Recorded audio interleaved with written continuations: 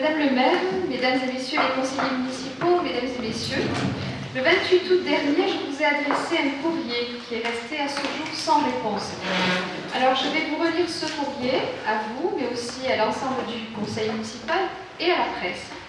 Et j'espère que j'aurai enfin ce soir des éléments de réponse.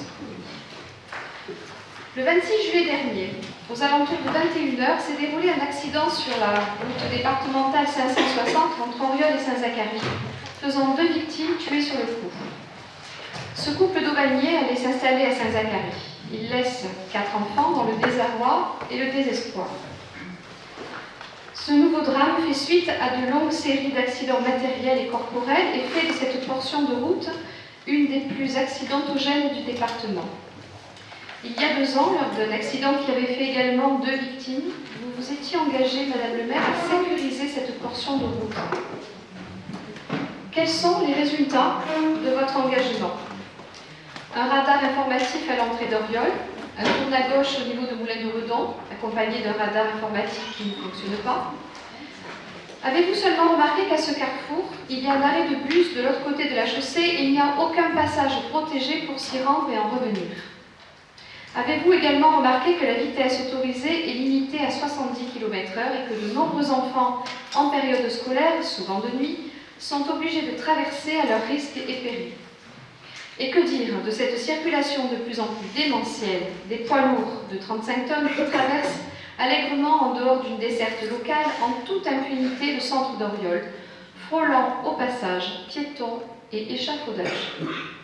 Que dire également de la limitation à 30 km/h rarement respectée, de ces portions de trottoir à hauteur de chaussée sans aucune protection pour le piéton? À de nombreuses reprises, Madame le maire, vous nous avez fait état de vos relations privilégiées avec le Conseil général dont vous êtes l'une des vice-présidentes. Or, c'est bien le Conseil général qui est en charge de la gestion des routes départementales. Jusqu'à présent, vous avez su solliciter son président afin d'obtenir des crédits pour vos différents projets, pas toujours les plus urgents.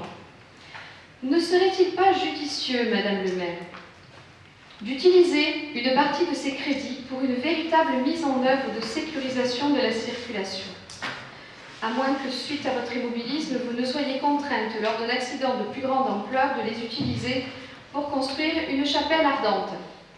La question est simple, Madame le maire. Quels sont les moyens que vous allez utiliser et les actions que vous allez entreprendre afin de sécuriser la circulation automobile sur notre commune? Et je voudrais ajouter un dernier mot pour compléter ce courrier. Depuis le jour où je vous ai envoyé cette lettre, il y a eu d'autres accidents sur cette départementale, et notamment le 13 octobre, faisant encore un mort. Il est grand temps d'agir, Madame le maire. Je vous remercie pour votre attention.